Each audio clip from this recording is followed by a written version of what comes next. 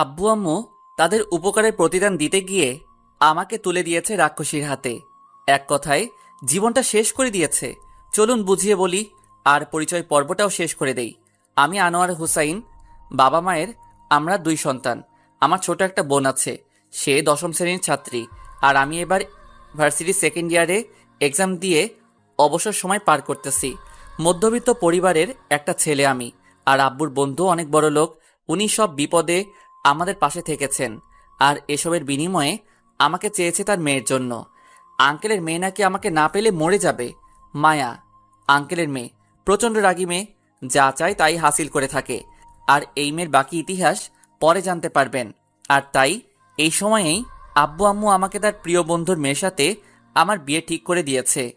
কি ভাবছেন, আব্বুর বন্ধুর মেয়ে আমাকে ভালোবেসে বিয়ে করতেছে? তাহলে সম্পূর্ণ ভুল ভাবতেছেন। চলুন প্রথম থেকে বলি, তাহলে বুঝতে সুবিধা হবে। ভার্সিটির বেস্ট কাপল অব দ্য ইয়ারে অনেকজন অংশগ্রহণ নিয়েছে, সিনিয়র জুনিয়র অনেকেই। কোয়ার্টার ফাইনালে এসে মাত্র ৮ দল টিকেছে। তার মধ্যে সব থেকে এগিয়ে মায়া সাইসের জুটি। তারপরে আমি আর মিম। কোয়ার্টার ফাইনাল আর সেমিফাইনালে 4 দল বাদ হয়ে গিয়েছে, আর বাকি 4 দলের মাঝে চলবে ফাইনাল। খেলায় আমি দ্বিতীয় স্থান, সেটা মায়া মানতে রাজি না। তারপরেও কিছু না বলে চুপচাপ চলতে লাগলো দিনকাল। ফাইনালের দিন ঠিক করা হলো 5 দিন পর। তবে এবার অন্যদিন খেলা হতো কোলে করে 100 মিটার দৌড়, হাত ছুঁয়ে বলে দেওয়া, আরও কিছু হতো। তবে এবার তার সাথে নতুন একটা অপশন জুড়ে দিয়েছে, সেটা হলো কাপল ড্যান্স করতে হবে 4 দলকে। কথাটা শুনে আমি চিন্তায় পড়ে গেলাম, কারণ ড্যান্স আমি কিছু কিছু পারি, তবে মিম খুব ভালো ড্যান্স পারে। মায়া আর সাইদের দিকে তাকিয়ে দেখি ওদের মুখটা কালো হয়ে গিয়েছে, কারণ এরা কেউই ড্যান্স জানে না। যাক, বাসায় এসে ফ্রেশ হয়ে চলে গেলাম মিমদের বাসায় ড্যান্স প্র্যাকটিস করতে। 5 দিনে মোটামুটি ভালো ড্যান্স শিখিয়েছে মিম আমাকে। যেহেতু মায়া আর সাইদ ভালো ড্যান্স জানে না, তাই এটাই আমাদের প্লাস পয়েন্ট, আর এটার ফায়দাই উঠাবো আমি। যাক, ফাইনাল খেলায় মায়াদের থেকে সব দিক দিয়ে একটু পিছিয়ে থাকলেও ড্যান্সের দিক দিয়ে আমরা অনেক এগিয়ে। মায়া আর সাইদ ওরা ড্যান্স মোটামুটি ভালোই করেছে, তবে ওরা ড্যান্সে নিজেদের স্টেপ মেলাতে পারিনি। যাক, এখন দাঁড়িয়ে আছি। কিছুক্ষণ পর ফলাফল ঘোষণা হলো, আমি আর মিম প্রথম হলাম। ব্যাস, মিম এসে আমাকে জড়িয়ে ধরলো। তারপর অনুষ্ঠান শেষ হবার পর আমি আর মিম বাগানের এক কোনায় বসে রইলাম। তখনই দেয়ালের ওই পাশ থেকে কারো কথা কানে আসলো। কি রে মায়া, সাধারণ একটা মধ্যবিত্ত ছেলের কাছে হেরে গেলি তুই? স্যার, নতুন একটা নিয়ম করার কারণে এমনটা হয়েছে। তারপরেও তুই এই ছেলের কাছে হেরে গিয়ে নিজের মান সম্মান সব মাটিতে মিশিয়ে দিয়েছিস। বাদ দে, আর সময় হলে ওই হুসাইনের বাচ্চাকে আমি দেখে নিব। তুই কিছু বলিস না কেন ওই হুসাইনকে? আরে, সে বাবার বন্ধুর ছেলে, তাই জোর দিয়ে কিছু বলতে পারি না। আরো অনেক সমস্যা আছে যা তুই বুঝবি না। ওকে চল বাসায় যাই। তারপর আর তারা চলে গেল। তখন মিম আমাকে বলল, মায়া কি সত্যি তোমার আব্বুর বন্ধুর মেয়ে? হুম। তুমি এই মেয়েটার থেকে দূরে থাকবা সব সময়, না জানি কবে তোমার ক্ষতি করে বসে। ওকে ম্যাডাম, আর চলেন এখন আপনাকে বাসায় নামিয়ে দিয়ে আমি বাসায় যাব। মিম, ওকে মহারাজ চলেন। তারপর মিমকে নিয়ে বাসার দিকে রওনা দিলাম। মিম হলো প্রিন্সিপাল স্যারের মেয়ে। জানি না কেন অনেক ভালো লাগে মেয়েটাকে। আস্তে আস্তে সম্পর্কে জড়িয়ে গেলাম দুজন, এটা প্রিন্সিপাল স্যারও জানে। তারপর মিমকে তার বাসায় নামিয়ে দিয়ে আমি চলে গেলাম আমার বাসায়। খাওয়া দাওয়া করে দিলাম একটা ঘুম। সন্ধ্যায় উঠে দেখি মায়া ফোন দিয়ে রেখেছে কয়েকটা। ফোনটা সাইলেন্ট ছিল, তাই সজাগ পাইনি। ফোনটা হাতে নিয়ে কল ব্যাক করলাম।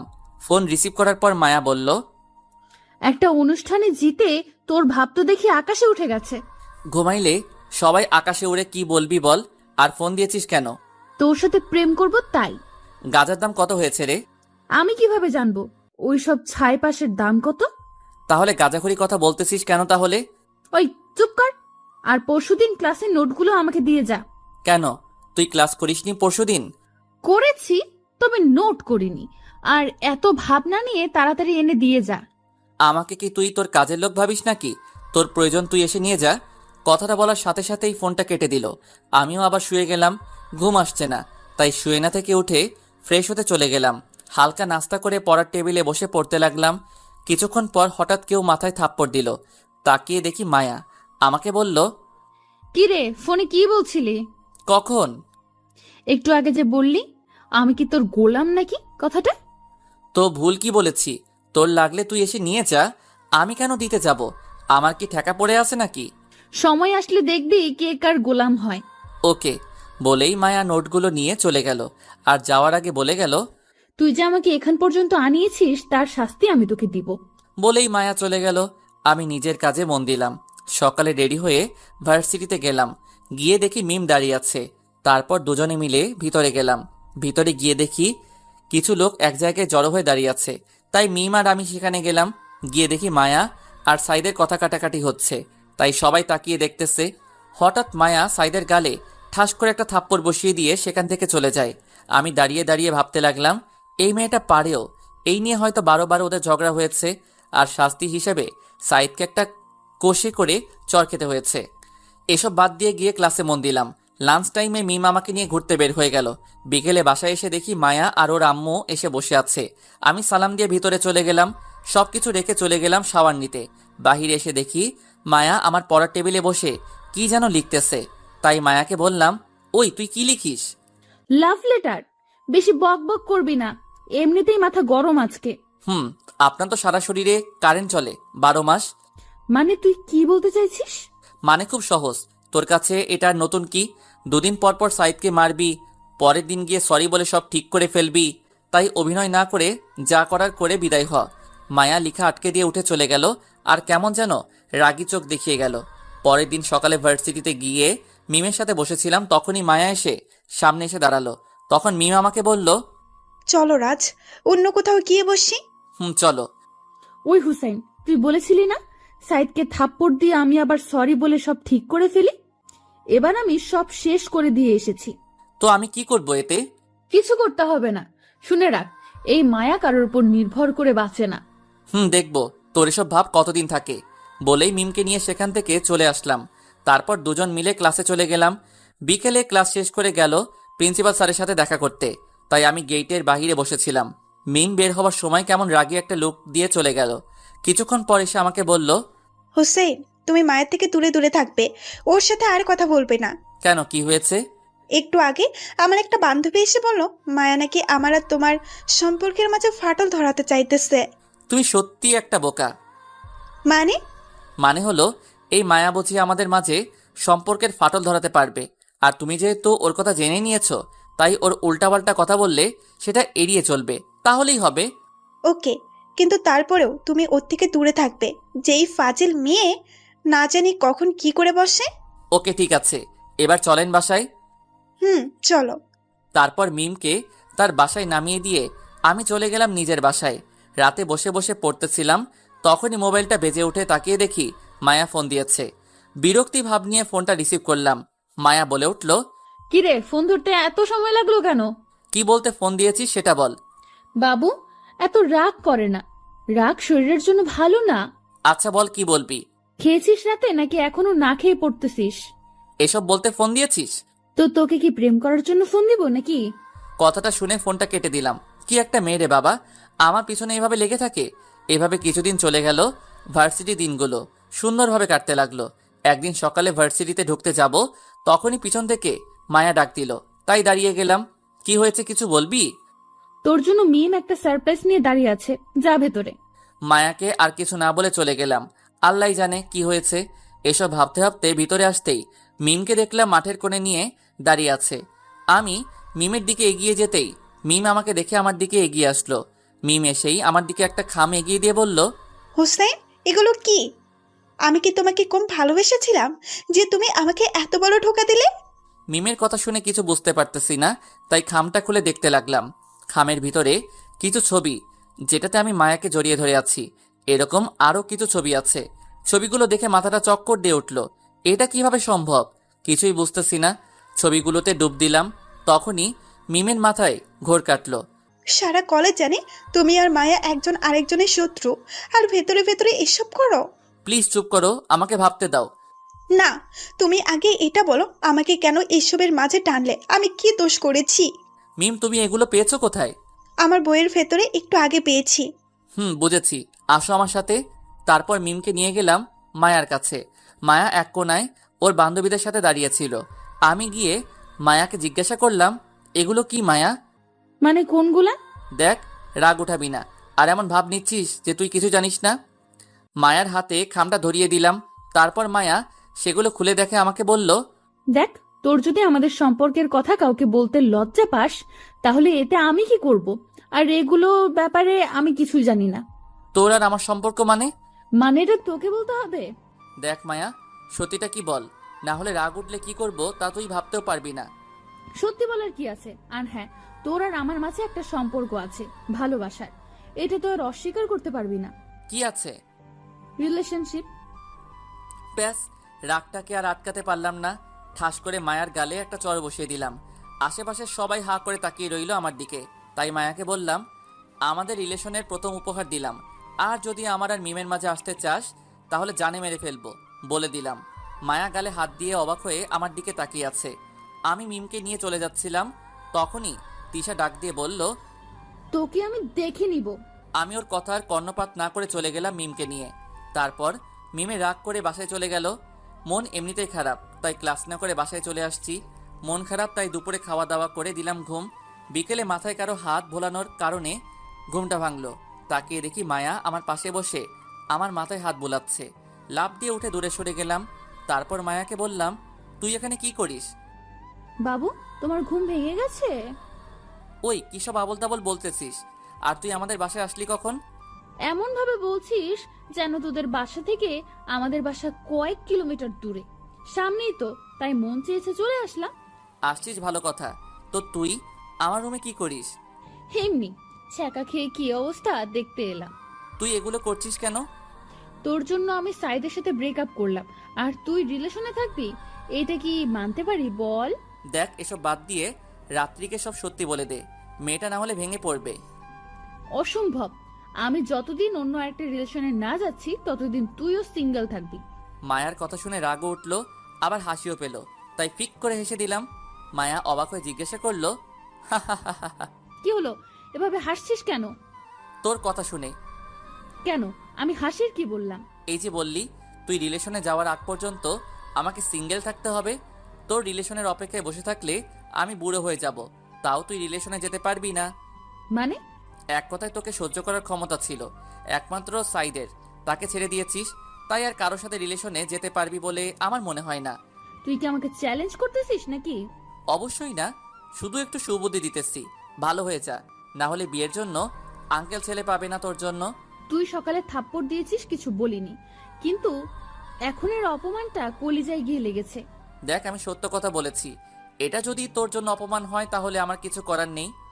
তুই কি বলতে চাইছিস? আমি বিয়ের জন্য পাত্র পাবো না? পাত্র পাবি, তোকে চিনে এমন পাত্র পাবি না। কারণ যারা তোকে চিনে বা স্বভাব সম্পর্কে জানে তারা কখনোই তোকে বিয়ে করবে না। ওকে, আমি আজকে তোকে চ্যালেঞ্জ করে গেলাম, আমি এমন কাউকে বিয়ে করব যে কিনা আমাকে একদম কাছ থেকে চিনে, সেটা যেভাবেই হোক। ওকে, আমিও দেখবো। ওকে, আর হ্যাঁ, মিমের সাথে সম্পর্কের কথাটা ভুলে যা। এমন বিষ ঢেলেছি যে সে তোর দিকে তাকালেও থুতু ফেলবে। মিমের সাথে খারাপ কিছু করলে বা বলে থাকলে আমি যে তোর কি অবস্থা করব তা তুই ভাবতেও পারবি না। আমাকে যে সকালে চট দিয়েছিস তার ফল, আর অপমানের ফলটা বাকির খাতে তুলে রাখলাম। বলেই মায়া চলে গেল। আমি মোবাইলটা হাতে নিয়ে দেখি মিমের একটাও কল নেই। অন্য সময় তো কল দিয়ে পাগল করে ফেলতো, তাহলে আজকে একটাও দেয় নাই। তাই উঠে ফ্রেশ হয়ে বেরিয়ে গেলাম। মিমকে ফোন দিয়ে পার্কে আসতে বললাম।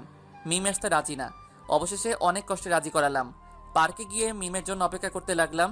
কিছুক্ষণ পর খেয়াল করলাম মিম আসতেছে। কিছুটা কাছে আসতেই দেখি মিমের চোখগুলোতে পানি জমে আছে। তাই আমি উঠে মিমের কাছে গিয়ে জিজ্ঞাসা করলাম, কি হয়েছে মিম, তোমাকে এমন দেখাচ্ছে কেন? কিছু না, বলো কি বলতে ডেকেছ? আমার হাতে সময় খুব কম। এমনভাবে বলছো কেন? আগে তো কখনো এমনভাবে কথা বলনি। আচ্ছা বলো কি বলবে। আগে এটা বলো, তোমার চোখে পানি কেন? এমনি ধুলো পড়েছে তাই। আমাকে অবহেলা করতেছো তুমি? আচ্ছা যা বলার বলো, বাসায় কেউই নেই তাই তাড়াতাড়ি ফিরতে হবে। আসলে মায়া যা বলেছে বা দেখিয়েছে তা সম্পূর্ণ মিথ্যা। আমার আর মায়ার মাঝে এমন কিছুই নেই, আর হবেও না। মিম কিছুক্ষণ চুপ থেকে কি যেন ভাবতে লাগলো। তাই আবার বললাম, প্লিজ মিম, তুমি মায়ার কথা বিশ্বাস করো না। ওই মেয়েটা আমাদের আলাদা করার জন্য এসব বলতেছে। মিম আমার দিকে কিছুক্ষণ মায়াবী দৃষ্টিতে তাকিয়ে থেকে বলল, মায়ার সাথে নাকি তোমার বিয়ে ঠিক হয়ে আছে ছোটবেলা থেকেই? কি? কে বলেছে এই ফাউল কথাটা তোমাকে? মায়া একটু আগেই ফোন করে বলল তোমাকে আমার সাথে ওর বিয়ে ঠিক হয়ে আছে, আর তোমাদের মাঝে নাকি অনেকবার ফিজিক্যাল রিলেশনও হয়েছে। কথাটা শুনে মাথায় আগুন ধরে গেল। মেয়েটা এত নিচে নামতে পারে যা বলার মতো না। তাই মিমকে বললাম, মিম, কিছুদিন আগে তুমি আমাকে বলেছিলে না মায়া আমাদের মাঝে ফাটল ধরাতে চায়? এখন মায়া সেটাই করতেছে। আর তুমি জানো না মায়া জিতার জন্য যে কোনো কিছু করতে পারে বা বলতে পারে। তুমি আগে আমার প্রশ্নের উত্তর দাও, মায়া যা বলেছে সেগুলো কি সত্যি নাকি মিথ্যা? সবগুলো কথা মিথ্যা, আর ওই ছবিগুলো ছিল এডিট করা। তোমাকে বোকা বানিয়ে সে এখন মজা নিচ্ছে। মায়া আসলেই একটা খারাপ মেয়ে। বলেই মিম আমাকে জড়িয়ে ধরলো। আমিও মিমকে জড়িয়ে ধরলাম। তারপর মিমকে বললাম, মিম, তুমি কি আমাকে সত্যিই ভালোবাসো? কেন, সন্দেহ আছে নাকি? না, আসলে তুমি এত সহজে ভুল বুঝে ফেলেছো আমাকে, যার কারণে অনেক কষ্ট পেয়েছি আমি। মায়া এমন ভাবে বলেছিল, আমি তো ভয় পেয়ে গিয়েছিলাম। আচ্ছা চলো, এখন মায়ের সাথে একটু মজা নেওয়া যাক। মানে কি করবে তুমি? দেখতে থাকো। বলেই ফোনটা পকেট থেকে বের করে মায়াকে ভিডিও কল দিলাম। মায়া রিসিভ করে আমাকে বলল, কি রে, এই সময় ফোন দিয়েছিস? মুখটা একটু ভার করে ফেললাম আর হালকা কাঁদো কাঁদো ভাব নিয়ে বললাম, ওই তুই মিমকে কি এমন বলেছিস যে সে আমাকে থাপ্পড় দিয়ে চলে গিয়েছে? কিছু মন্ত্র পড়েছি, তাতেই কাজ হয়ে গিয়েছে। আচ্ছা, তোর কি মনে হয় তুই হালকা একটু বা বেশি মন্ত্র পড়লে আমার আর মিমের মাঝে ফাটল ধরাতে পারবি? এই দেখ। বলেই মিমকে টান দিয়ে আমার কাছে আনলাম আর কপালে একটা চুমু এঁকে দিলাম। ব্যাস, মায়া যা বোঝার বুঝে গিয়েছে। মায়া আর কিছু না বলে টুক করে ফোনটা কেটে দিয়েছে। এদিকে আমি আর মিম হাসতে হাসতে শেষ। মিমকে বাসায় নামিয়ে দিয়ে এসে খাওয়া দাওয়া করে দিলাম একটা ঘুম। পরের দিন ভার্সিটিতে যেতেই দেখি মায়া এক কোণে দাঁড়িয়ে আছে। তাই আমি মায়ার সামনে গিয়ে দাঁড়িয়ে বললাম, এইভাবে মন খারাপ করে দাঁড়িয়ে আছিস কেন? এমনি তোকে বলতে হবে নাকি? জানি কেন তোর মন খারাপ। যা তো, ফালতু বলিস না। আরে রাগ করিস না, আর যা পারিস না তা করতে গেলে এমনই হয়।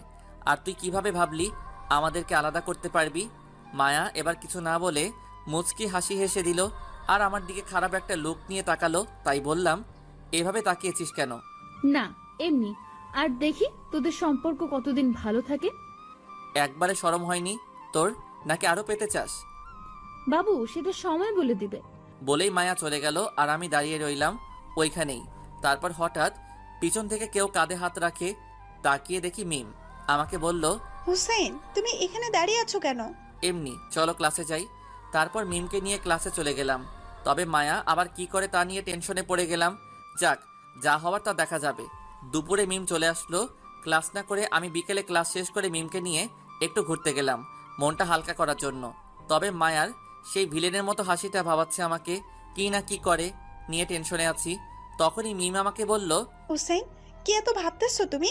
না, আসলে সকালে। তারপর মিমকে সব বললাম। তাই একটু চিন্তা হচ্ছে, ও যেই মেয়ে না জানে কি করে বসে। আরে, এ নিয়ে চিন্তা করো না, ও আর আমাকে ভুল বোঝাতে পারবে না। তুমি আরামে গিয়ে ঘুমিয়ে থাকো।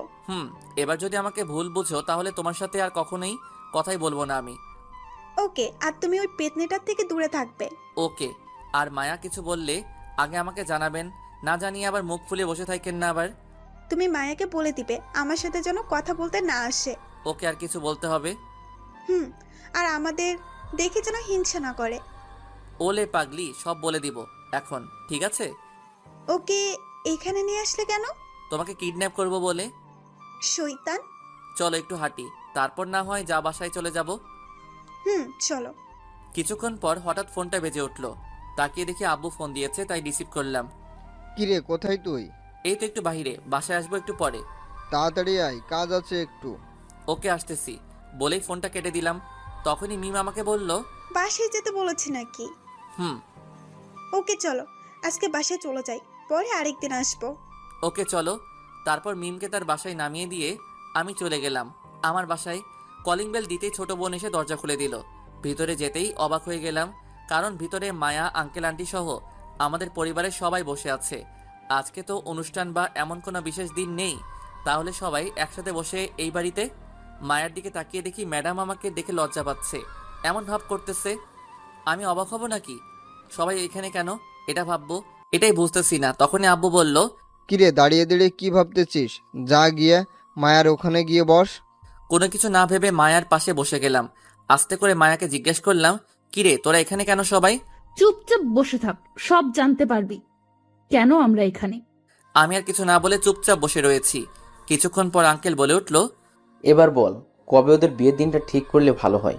ওদের যেহেতু পরীক্ষাটা এগিয়ে এসেছে, তো পরীক্ষা শেষ হোক, তারপরে একদিন ধরে বিয়ে দিয়ে দিব। ওকে, তাহলে পরীক্ষাটা শেষ হোক। ওনাদের কথা আমার মাথার উপর দিয়ে যাচ্ছে, তাই মায়াকে আবার জিজ্ঞাসা করলাম, কার বিয়ের কথা চলতেছে? আমরা চলে গেলে সেটা তোর আব্বুকে জিজ্ঞেস করিস, তাহলেই হবে। মেজাজটাই খারাপ করে দিল, তাই আর কিছু না বলে বসে রইলাম চুপচাপ। কিছুক্ষণ পর মায়া এরা সবাই চলে গেল। তখনই আব্বুকে জিজ্ঞাসা করলাম, কার বিয়ে নিয়ে কথা বলছো তোমরা? কার আবার? তোর বিয়ে নিয়ে। কি? তোর আর মায়া আপুর বিয়ে নিয়েই তো কথা হলো এতক্ষণ। আব্বু আম্মু, তোমাদের কি মাথা খারাপ হয়ে গিয়েছে নাকি যে আমি ওই মেয়েকে বিয়ে করব? আমাদের মাথা ঠিক আছে বলেই তোর বিয়ে মায়ের সাথে ঠিক করেছি। আমি কোনোদিনও মায়াকে বিয়ে করব না। তোরা তো একজন আরেকজনকে ভালোবাসিস, তাহলে বিয়ে করতে সমস্যা কোথায়? মায়াকে যে আমি ভালোবাসি এটা কে বলেছে তোমাদের? কেন, মায়া তো বললো তোরা নাকি একজন আরেকজনকে ভালোবাসিস অনেক আগে থেকে। ওই মেয়েটা পাগল হয়ে গিয়েছে, আর আমি অন্য আরেকজনকে ভালোবাসি, তাই মায়া প্রতিশোধ নিতে এটা করতেছে। তুই আবার কাকে ভালোবাসিস? তারপর মোবাইল থেকে মিমের ছবিটা বের করে সবাইকে দেখালাম। তারপর মিমের সম্পর্কে সব বললাম। তখন আব্বু বলল, আচ্ছা, আমি মায়ের আব্বুর সাথে কথা বলে দেখি। আর হ্যাঁ, এই মায়া নামের মেয়েটাকে বউ করার স্বপ্ন ভুলে যাও। বলেই ভিতরে চলে গেলাম নিজের রুমে। রাগে মাথাটা গজগজ করতে লাগলো। এসব ফাউল চিন্তা বাদ দিয়ে চলে গেলাম ফ্রেশ হতে। ফ্রেশ হয়ে বের হতেই দেখি মোবাইলে কল আসতেছে। তাকিয়ে দেখি মায়ার ফোন, তাই বিরক্তি নিয়ে ফোন করলাম। মায়া বলল, ধাক্কাটা সামলাতে পেরেছিস তো, নাকি আবার অজ্ঞান হয়ে গিয়েছিস? জি, সামলেও নিয়েছি, আর তোর ব্যাপারে সব বলেও দিয়েছি। আর তারা এবার আঙ্কেলের সাথে কথা বলে তোর অভিনয় সমাপ্ত করে দিবে, চিন্তা করিস না। মায়া চুপ হয়ে গেল আমার কথা শুনে। বুঝলাম টেনশনে পড়ে গেছে মেয়েটা, তাই আবার বললাম, কিরে, এবার তুই ধাক্কা খেলি নাকি? তবে দেখি কি করা যায়। দেখ মায়া, এসব সিরিয়াস বিষয় নিয়ে পাগলামি বন্ধ কর, না হলে খুব খারাপ হবে বলে দিলাম। খারাপ যাই হোক, বিয়ে তো আমি তোকেই করব। রাগে মাথাটা ফেটে যাচ্ছে, তাই ফোনটা কেটে দিলাম। কিছু না বলে চুপচাপ বসে রইলাম। রাতে খাওয়া দাওয়া করে দিলাম একটা ঘুম। সকালে ফ্রেশ হয়ে নাস্তা শেষ করে ভার্সিটিতে গেলাম। ভিতরে যেতেই মায়া সামনে এসে দাঁড়ালো। আমি পাশ দিয়ে চলে যাওয়ার সময় মায়া বলে উঠল, এভাবে কতদিন পাশ কাটিয়ে চলে যাবি? কিছুদিন পর তো আমার হাতের মুঠোয় আসতে হবে। আমি কোনো কথা না বলে ক্লাসে গিয়ে মাথা নিচু করে বসে রইলাম। ক্লাস শুরু হতে অনেক টাইম বাকি, তাই ক্লাসে কেউ নেই, তাই মায়ের কথাগুলো ভাবতেছি। তখনই কাঁধে কারো হাতের ছোঁয়া পেলাম। তাকিয়ে দেখি মিম। কি হয়েছে? এভাবে মন খারাপ করে বসে আছো কেন? কিছু না বলে মিমকে জড়িয়ে ধরলাম। চোখ দিয়ে পানি চলে আসলো আপনা আপনি। জানি না চোখের পানিটা কেন এসেছে। মিম হয়তো কিছুটা অবাক হয়েছে আমার এমন আচরণে, তাও মিম জিজ্ঞাসা করলো, হোসেন, কি হয়েছে আমাকে বলো। কালকে বাসায় গিয়ে দেখি। তারপর মিমকে সব বললাম। এখন কি করব নিজেই বুঝতেছি না। আচ্ছা, তোমার আপু যেহেতু বলেছে কথা বলবে, সেহেতু দেখো কি হয়। মিম, তুমি জানো না, মায়া যে করেই হোক এটা করে ছাড়বে। ওর মতো মেয়ে পারে না এমন কোনো কাজ নেই। হারে কিচ্ছু হবে না, দেখে নিও। তাই যেন হয়। আমরা কথা বলছিলাম, তখনই মিম ক্লাসে ঢুকে আর আমাকে মিমকে জড়িয়ে ধরা দেখে বলে, বাহ, ক্লাসকে কি তোমরা পার্ক বানিয়ে ফেলবে নাকি? মায়া, তুমি কি শুরু করেছো এটা? আমি আবার কি করলাম? যা করার তা তো তোমরা করতেছো। মায়া, তুমি হুসেনের বাসায় বিয়ের প্রপোজাল পাঠিয়েছো কেন? আমার মন চেয়েছে তাই। তুমিও পাঠাও। আমি কি না করেছি নাকি? তুমি আর কাউকে পেলে না হুসেনকে ছাড়া? নাকি হিংসে হয় আমাদের সম্পর্ক দেখে? আমি রাগী, তবে হিংসুটে না। আর হোসেনকে ভালো লেগেছে, তাই বিয়ে করতেছি, হিংসা করে নয়। বলেই মায়া রুম থেকে চলে গেল। মিম এসে আমার পাশে বসে আমার মাথায় হাত বুলিয়ে দিতে লাগলো। বিকেলে ক্লাস শেষ করে আমি মিমকে তার বাসায় নামিয়ে দিয়ে চলে আসলাম নিজের বাসায়। বাসাতে আসতেই দেখি সবাই মুখটা ভার করে বসে আছে, তাই জিজ্ঞাসা করলাম, কি হয়েছে? সবাই এভাবে মুখটা ভার করে বসে আছো কেন? মায়ের আব্বুকে ফোন দিয়েছিলাম। তো উনি কি বলল? বলল সে নাকি মায়ের সাথে কথা বলেছে, আর মায়া নাকি তোকে ছাড়া অন্য কাউকে বিয়ে করবে না, আর তোকে না পেলে সে সুইসাইড করবে। সে মারা গেলে আমি কি করব? মারা যাবে না বেঁচে থাকবে সেটা সম্পূর্ণ মায়ের ব্যাপার। এখানে আমি কি করতে পারি? তবে মায়াকে আমি বিয়ে করব না, এটা শিওর। কি বলিস এসব? একটা মেয়েকে এভাবে মরতে দিব আমরা? আর তুই জানিস না ওর বাবা আমাদের কত বড় উপকার করেছে? উপকার করেছে ভালো কথা, তার জন্য কি আমি তার মেয়েকে বিয়ে করব নাকি? আর আমি যে অন্য আরেকজনকে পছন্দ করি এটা জেনেও কেন আমার পিছনে পড়ে আছে? দেখ, বিয়ের আগে এমন সম্পর্ক সবারই থাকে। তুই বরং ওই মেয়েটাকে ভুলে যাওয়ার চেষ্টা কর। তাতেই ভালো। আব্বু তোমাদের কিভাবে বোঝাবো আমি? আঙ্কেলকে বলে দিও আমি এই বিয়ে করব না, মানে করব না। প্লিজ বাবা, একবার ভেবে দেখ। আব্বুকে থামিয়ে দিয়ে আমি বললাম, আঙ্কেলকে বলে দিও সে যদি বিয়ে নিয়ে আর একটা পাও বাড়ায় তাহলে তার মেয়েকে মরতে হবে। না, আমি নিজে সুইসাইড করব, তাহলেই দেখবে সব শান্তি হয়ে গিয়েছে। কথাটা শুনে সবার চোখ মুখ বড় বড় হয়ে গিয়েছে। আমি সেদিকে খেয়াল না করে নিজের রুমে চলে আসলাম। রাতে খাওয়া দাওয়া করে আবার রুমে এসে বসে রইলাম। তখনই মিম কল দিল। তারপর মিমকে সব খুলে বললাম। মিম তারপর কিছুক্ষণ কথা বলে ফোনটা রেখে দিলাম। তারপর কিছুক্ষণ পড়ালেখা করে শুয়ে গেলাম। চোখে লেগে আসতেছিল, তখনই ফোনটা বেজে উঠল। তাকিয়ে দেখি মায়া। রাগটা মাথায় উঠে গেল। আবার মায়া নামটা দেখে একরকম বিরক্ত নিয়ে রিসিভ করে জিজ্ঞাসা করলাম, কি হয়েছে, ফোন দিয়েছিস কেন এত রাতে? তোর সাথে কথা বলতে মন চাইতেছিল, তাই। কেন, ফোন দিতে পারি না নাকি? দেখ, কাজের কিছু বলা থাকলে বল, না হলে ফোনটা রেখে দিব। ওকে শোন, আজকে পরীক্ষার সাবজেক্টের চার্ট দিয়েছে, সেটা তোর ইমেইলে পাঠিয়ে দিয়ে রেখেছি, দেখ। থ্যাঙ্কস বলে ফোনটা কেটে দিলাম।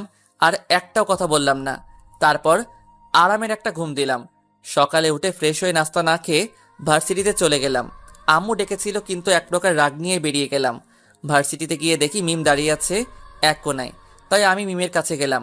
তারপর বসে রইলাম চুপ করে, মন খারাপ করে। তখনই পিছন থেকে কেউ কাঁধে হাত রাখলো। তাকিয়ে দেখি মায়া। মায়া বলল, কিরে, তুই নাকি না খেয়ে চলে এসেছিস ভার্সিটিতে? তো কি হয়েছে? খাওয়ার উপর রাগ করতে নেই, ধর এটা খেয়ে নে। বলে একটা প্যাকেট আমার দিকে এগিয়ে দিল। এমনিতেই মাথায় রাগ, তার উপর আবার এসব ঢং করতেছে। তাই বললাম, দেখো মায়া, এমনিতেই মাথা ঠিক নেই, তার উপরে প্যারা দিস না প্লিজ, যা এখান থেকে। ওকে, তবে এগুলো খেয়ে নিস। বলেই প্যাকেটটা রেখে চলে গেল। আমি প্যাকেটটা নিয়ে দূরে ছুঁড়ে মারলাম। তখনই মিম আমাকে বলল, হোসেন, তুমি খেয়ে আসোনি সকালে? আবার তুমি শুরু করো না প্লিজ। না, চলো গিয়ে খেয়ে আসি, আর সব ঠিক হয়ে যাবে দেখো। এখন চলো খেয়ে আসি। তারপর মিমের জোরাজোরির কারণে যেতে হলো খেতে। নাস্তা শেষ করে চলে আসলাম ক্লাসে। বিকেলে ক্লাস শেষ করে বাসায় আসতে দেখি সবাই চুপচাপ করে বসে রয়েছে। আমি কাউকে কিছু না বলে রুমে গিয়ে ফ্রেশ হয়ে খেতে আসলাম। এইভাবে দুদিন কেটে গেল।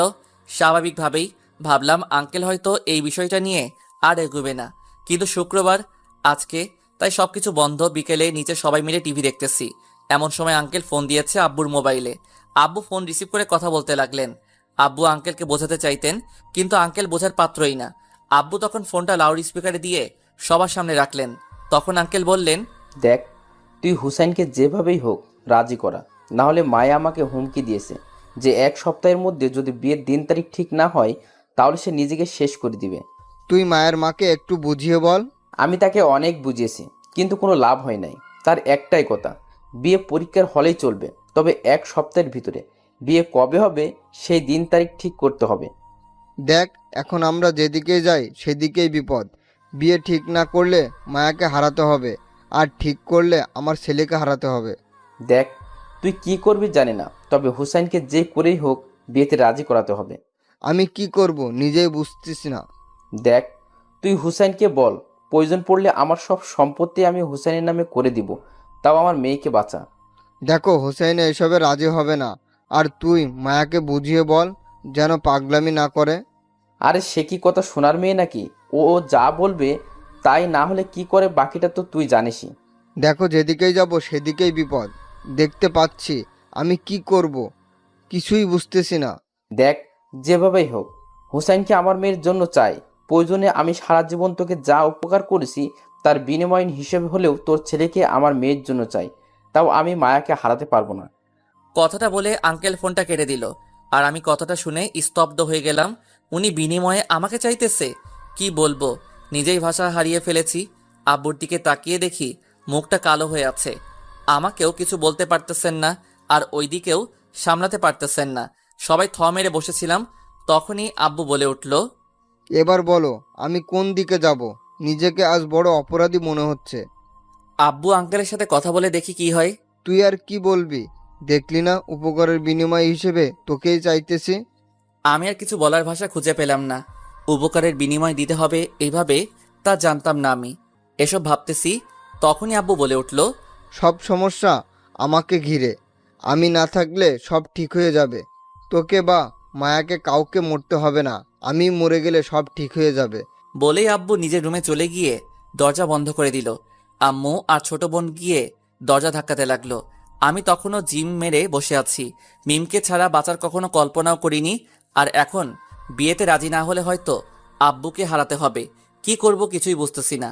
এমন মনে হচ্ছে নিজের ভিতরে টেনশন বেশি হওয়ার কারণে সেটা জ্যাম হয়ে গিয়েছে। পরিস্থিতি আগে সামলাতে হবে। তাই উঠে আব্বুর দরজার সামনে গিয়ে বললাম, আব্বু আমি বিয়ে করব মায়াকে, তাও তুমি কিছু করো না প্লিজ। কিছুক্ষণ পর আব্বু বেরিয়ে এসে আমাকে জড়িয়ে ধরে বলল, তুই আমাকে ছোট হওয়া থেকে বাঁচালে। আমি কিছু না বলে রুমে চলে আসলাম। এসে ওয়াশরুমে ঢুকে গেলাম। পানির ট্যাপটা ছেড়ে দিয়ে মুখটা ধুয়ে নিলাম। চোখ দিয়ে পানি পড়তে লাগলো। মনে মনে ভাবতে লাগলাম, আবারও এক মধ্যবিত্ত হেরে গেল পৃথিবীর নিয়মের মাঝে। এসব ভাবছিলাম আর চোখ দিয়ে পানি পড়ছিল। কিছুক্ষণ পর ওয়াশরুম থেকে বেরিয়ে আসলাম। ঠিক করে নিলাম যে হয়তো সুখে থাকতে পারবো না মায়াকে বিয়ে করে, তবে সবাইকে খুশি তো রাখতে পারবো, এতেই অনেক কিছু। তবে এটা করলে যে মিমের কাছে অপরাধী হয়ে যাব, এটা তাদের কিভাবে বোঝাবো? আমি কি করব তা নিজে জানি না। হয়তো একজনের কাছে অপরাধী হব, তবে সবাইকে সুখে রাখতে পারবো, এতেই অনেক। রাতে খাওয়া দাওয়া করে বিছানায় শুয়ে ভাবতে ভাবতে কখন ঘুমিয়েছি তা নিজেও বলতে পারি না। সকালে কারো ফোনে ঘুম ভাঙলো। তাকিয়ে দেখি মিম। বুকটা ধাক করে উঠলো, তাও রিসিভ করলাম। মিম বলল, কি জনাব, ঘুম ভাঙেনি? এই তো। আচ্ছা, আজ থেকে নাকি আর ক্লাস হবে না, তাই ভার্সিটিতে আর যাওয়ার দরকার নাই। ওকে, তুমি বিকালে একটু দেখা করতে পারবে? কোথায় আসতে হবে বলো? তুমি নদীর পাড়ে এসো। ওকে। তারপর আরো কিছুক্ষণ কথা বলে ফোনটা রেখে দিলাম। উঠে ফ্রেশ হয়ে নিচে গিয়ে নাস্তা করে নিলাম। তারপর আঙ্কেলের বাসার দিকে রওনা দিলাম। যাওয়ার পর আঙ্কেল আন্টির সাথে কৌশল বিনিময় করে জিজ্ঞাসা করলাম, আন্টি মায়া কোথায়? সে তো ঘুমাচ্ছে। কেন, কোনো কাজ আছে নাকি? না আন্টি, ওর কাছে আমার একটা খাতা আছে, সেটা নিতে এসেছি। আচ্ছা, তুমি যাও, গিয়ে নিয়ে আসো। আমি আর কিছু না বলে সোজা উপরে চলে গেলাম মায়ার রুমে। গিয়ে দেখি এখনো ঘুমাচ্ছে। ঘুমন্ত অবস্থায় মায়াকে কেউ দেখলে বলবে না মায়া এমন কাজ করতে পারে, কারণ ঘুমালে মায়াকে অনেক মায়াবী লাগে। মায়াকে হালকা করে ডাক দিতে সে আমাকে বলল, কিরে, তুই আমার রুমে এত সকালে? সূর্য আজকে কোন দিকে উঠলো? ছাদে আয়, তোর সাথে কথা আছে আমার। বলে আমি ছাদে গিয়ে দাঁড়িয়ে রইলাম। কিছুক্ষণ পর মায়া এসে আমাকে বলল, কিরে, কি বলবি বল? প্লিজ এসব কাহিনীগুলো থামা, আমি আর নিতে পারতেছি না। তুই কিসের কথা বলছিস? দেখ, ভাব ধরিস না প্লিজ। আর আমি হার মেনেছি তোর কাছে। এখন থেকে তুই যা বলবি আমি তাই শুনবো। তাও এসব ড্রামা বন্ধ কর। আমি তোকে বিয়ে করব, এখানে ড্রামা আসবে কোথা থেকে? আমি সিরিয়াসলি তোকে বিয়ে করব। বললাম তো আমি হার মেনেছি। প্রয়োজন পড়লে তোর পাগুলো দে, আমি তোর পা ধরে ক্ষমা চাইবো। আর তুই যা বলবি তাই শুনবো, প্রমিস। ভেবে বলছিস তো? বল কি করতে হবে এর বিনিময়ে? বাসার সবাই যেভাবে বলছে, তুইও তাদের কথা মতো আমাকে বিয়ে করে নে, ব্যাস, এটাই দাবি। মায়ার কথায় রাগ উঠতে লাগলো আমার। যে কথাটাই বলি সে সেই কথাটাকে ঘুরিয়ে এই জায়গাতেই আনে। নিজের রাগটাকে কন্ট্রোল করে বললাম, আচ্ছা বিয়ে করা ছাড়া কি আর কোনো উপায় নেই? আছে তো। তাহলে এতক্ষণ কথা না ঘুরিয়ে এটা উপায়টা বললেই তো পারতি। বল কি উপায়? আমাকে বউ বানিয়ে নে। মাথাটা নষ্ট হয়ে যাবে এই মেয়ের সাথে কথা বললে। তাই আর না বাড়িয়ে চলে আসলাম বাসায়। বিকেলে পার্কে মনমরা হয়ে বসেছিলাম। তখনই মিম এসে পাশে বসে গেল। আমাকে এভাবে বসে থাকতে দেখে জিজ্ঞাসা করলো, এভাবে বসে আছো কেন? কিছু না বলে মাথাটা নিচের দিকে চুপচাপ বসে রইলাম, কারণ মিমকে কি বলবো এটাই ভেবে পাচ্ছি না। তখন মিম আবার বলল, হোসেন, কি হয়েছে তোমার? আমাকে খুলে বলো। আবার নতুন করে কি কিছু হয়েছে? নতুন করে কিছু হয়নি, যা ছিল তা শেষ করে ফেলেছে মায়া, আর আমি হেরে গিয়েছি মিম। মানেটা একটু খুলে বলো প্লিজ। কালকে বিকেলে মিমকে সব বললাম, বলেই চুপ করে গেলাম। মিমের চোখের কোণে পানি জমে আছে, কিন্তু হাত দেওয়ার অধিকারটা হয়তো হারিয়ে ফেলতেছি। এইভাবে কিছুক্ষণ দুজনেই চুপ করে বসে রইলাম। তখনই মিম আমাকে বলল, হোসেন, তুমি আমাকে ভুলে যেতে চেষ্টা করো, তাতেই ভালো। কারণ তোমাকে এমন জায়গায় এনে দাঁড় করিয়েছে যে তোমাকে, হয়তো আমাকে না হয়, তোমার বাবার সম্মান আর জীবনটা একটা বেছে নিতে হবে। তাই তোমার জন্য ভালো হবে আমায় ভুলে যাওয়া। আমি অশ্রু চোখে মিমের দিকে তাকালাম। মিম তার নজর সরিয়ে নিল।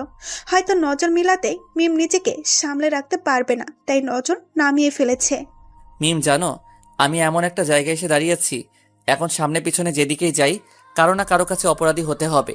হোসেন, তুমি নিজেকে সামনের দিকে নিয়ে যাও, আর আমি কিছু মনে করব না। তুমি মায়াকে বিয়ে করে নাও, তাহলে তুমি অনেক খুশি হবে। সান্ত্বনা দিতেছো? মিম আমাকে কিছু না বলে চুপচাপ বসে রইল। মিমের পাশে বসে থাকতে পারতেছি না, নিজেকে কেমন অপরাধী মনে হচ্ছে নিজেকে। তখনই মিম বলল, চলো বাসায় যাই, এমনিতেই অনেক রাত হয়ে যাচ্ছে। আর আমরা একসাথে থাকতে পারবো না বলে কি হয়েছে? আমরা তো ভালো ফ্রেন্ড হয়ে থাকতে পারি নাকি? জানি না তোমাকে হারিয়ে খোদার উপরে রাগ করব নাকি এত সুন্দর জীবনটা নষ্ট করে দেওয়ার জন্য তাকে দোষ দিব, এটাই বুঝতেছি না। হয়েছে, এবার চলো বাসায় যাই। তারপর আর কিছু না বলে মিমকে তার বাসায় নামিয়ে দিয়ে আমি বাসায় চলে আসলাম। জানি না আজকে কি হারিয়েছি, তবে নিজের জীবনের সব থেকে দামি জিনিস হারিয়েছি এটা বুঝতে পারতেছি। তবে মায়ার উপর প্রচুর রাগ হলো। তার দরকার বিনিময় ভালোবাসা, তাই তাকে বিনিময়ের ভালোবাসাই দিব। কখনো মনে জায়গা করতে পারবে না। মায়াকে বিনিময় সবকিছু দিব, তার সাথে আমার সম্পর্ক থাকবে শুধু উপকারের বিনিময়ে ভালোবাসা। মায়াকে আর তুই না, এখন থেকে আপনি করে বলবো, কারণ সে সব ভেঙে দিয়েছে শুধু বিনিময়ের ভালোবাসা চেয়ে। পরের দিন সকালে ভার্সিটিতে গিয়ে এক কোণে বসেছিলাম, তখনই মায়া এসে বলল, কি রে, আজকে তোর নায়িকা কোথায়? দেখতে পাচ্ছি না। কিছু না বলে চুপচাপ বসে রইলাম। তখনই মায়া আবার বলল, কি রে, কথা কানে যায় না? জি বলেন, আমি শুনতেছি। আমার মুখ থেকে আপনি শুনে মায়া হয়তো চমকে গিয়েছে, ওর মুখে রিয়াকশন এটাই বলতেছে। নিজেকে সামলে নিয়ে মায়া বলল, ওই, তুই আমাকে আপনি করে বলছিস কেন? আরে আপনার বাবা আমাদের এত উপকার করেছে, তাহলে আমি আপনাকে তুই বা তুমি কি করে বলি বলেন? খোঁচা দিতেছিস নাকি? আরে না, আপনারা বিনিময়ে আমাকে চেয়েছেন, আমি তো বিয়েতে রাজি হয়ে গিয়েছি, এতে খোঁচা দেওয়ার কি আছে? দেখ, তোর আপনি আমার ভালো লাগতেছে না, আর এসব ঢং বাদ দে। দেখুন, আপনারা উপকার করেছেন তাই সম্মান প্রাপ্য, আর আমি ঢং করতে যাব কেন? আমি তো রিয়েলিটিতে চলতেছি, আর তাই যদি কেউ উপকার করে তাকে সম্মান দিয়ে কথা বলতে হয়। ওকে, ডাকতে থাক, আর সম্মান দেওয়া ভালো। বলেই মায়া উঠে চলে গেল। আমি সেই জায়গাতেই বসে রইলাম। এভাবে কেটে গেল কিছুদিন। এর মাঝে বিয়ের দিন ঠিক হয়ে গিয়েছে, আমার পরীক্ষাও প্রায় শেষ। আমি পরীক্ষার মাঝে নিজেকে ব্যস্ত রাখার চেষ্টা করলাম, আর ওরা যা বলে তাতেই তাল মিলিয়ে চলতে লাগলাম, কারণ যা হারাবার তা তো হারিয়ে ফেলেছি। হয়তো ওই দিনই জীবনের শেষ দিনটাও কাটিয়ে নিয়েছিলাম। পরীক্ষার শেষ দিনে মায়া সবাইকে বিয়ের কার্ড দিয়ে দাওয়াত দিতে লাগলো। সবাই শকড হলো আমার আর মায়ার বিয়ের কথা শুনে। পরীক্ষা শেষ আজকে, তাই বাসায় এসে ঘুমিয়ে গেলাম। আর এক সপ্তাহ পরে বিয়ে। সন্ধ্যায় ঘুম ভাঙলো, মাথায় হাত দিয়ে বুলিয়ে দিতেছে, তাকিয়ে দেখি মায়া, তাই লাফ দিয়ে উঠে বললাম, আপনি এখানে কেন? কেন, আর 10 দিন পর তো এই রুমটা তো আমারও হবে, তাই আগে থেকেই এসে অভ্যাস করতেছি।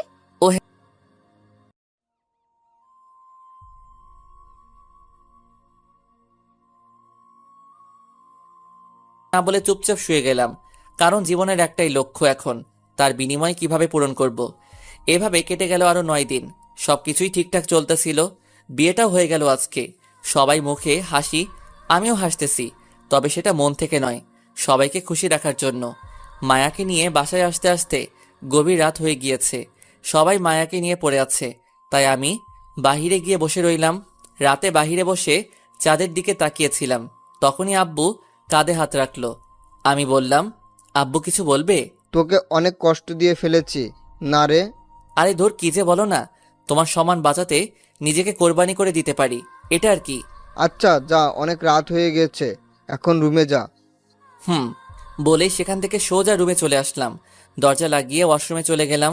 ফ্রেশ হয়ে এসে দেখি মায়া নতুন বউয়ের মতো খাটে বসে আছে, তাই গিয়ে জিজ্ঞাসা করলাম, আপনার কি সেবা লাগবে বললে ভালো হতো। মায়া এবার চট করে ঘুমটা খুলে আমার দিকে রাগী চোখে তাকিয়ে বলল, নতুন বউয়ের সাথে কি করতে হয় তা জানিস না? জি, বলে দিলে ভালো হতো। নিজের ভিতরের ফিলিংস থেকে যা আসে তা থেকে কর, এটাও কি বলে দিতে হবে? সরি, আসলে ভিতরে ফিলিংস শব্দটা মারা গিয়েছে, তাই কি করতে হবে বলে দিলে ভালো হয়। মায়া অবাক হয়ে কিছুক্ষণ তাকিয়ে রইল, হয়তো ভাবতেছে এমন ছেলেটা কবে বদলে গেল।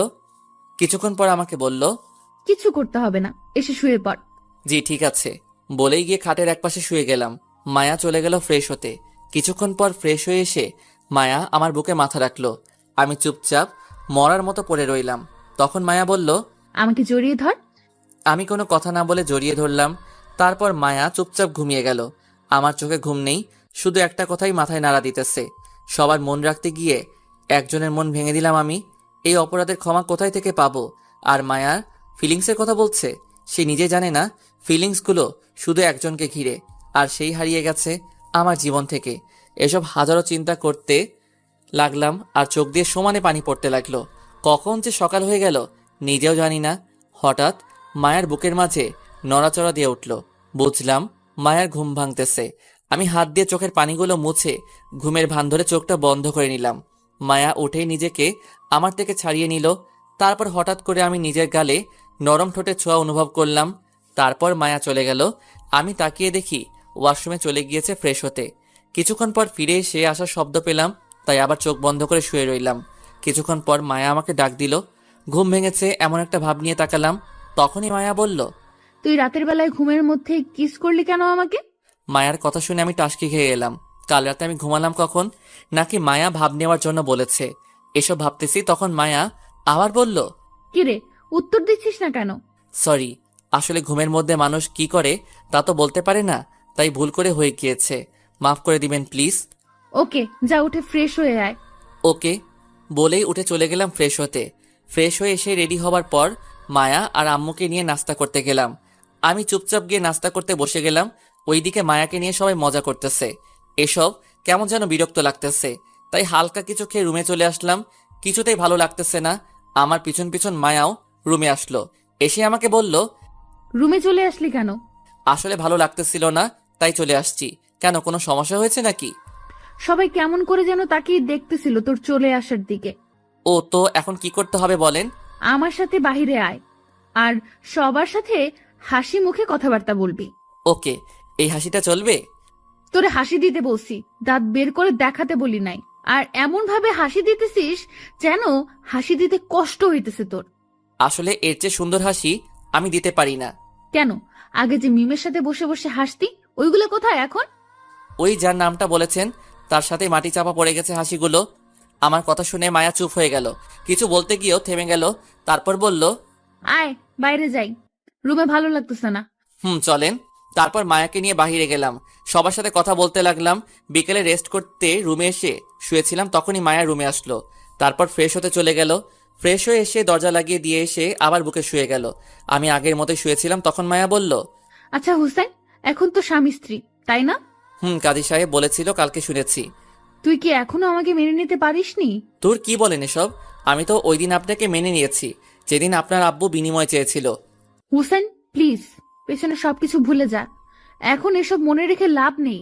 ওকে, ভুলে গেলাম। এই তো ভালো ছেলে। তো এখন বল, আমাকে ভালোবাসিস কিনা? ভালোবাসাটা কি জানতে পারলে খুব ভালো হতো। দেখ হুসেন, আমি মানতেছি যে আমি তোকে জোর করে বিয়ে করেছি, কিন্তু এখন তো সবকিছু মেনে নিয়েছি। তুইও মেনে নে, তাতেই ভালো। ওকে। আচ্ছা হুসেন, তুই কি এখনো ওই মিমকে ভালোবাসিস? দেখুন, এসব বিষয় জানার আপনার কোনো অধিকার নেই। তার চেয়ে ভালো আপনার কি উপকার করতে পারি এটা বলেন। আমি নিজে সবটুকু দিয়ে চেষ্টা করব সেটা পূরণ করার। কথাগুলো বলতে বলতে চোখের কোণ দিয়ে টপ টপ করে 2 ফোঁটা পানি ঝরে গেল। তাড়াতাড়ি করে মুছে ফেললাম। মায়া আমার কথা শুনে আর কিছু না বলে চুপচাপ শুয়ে রইল।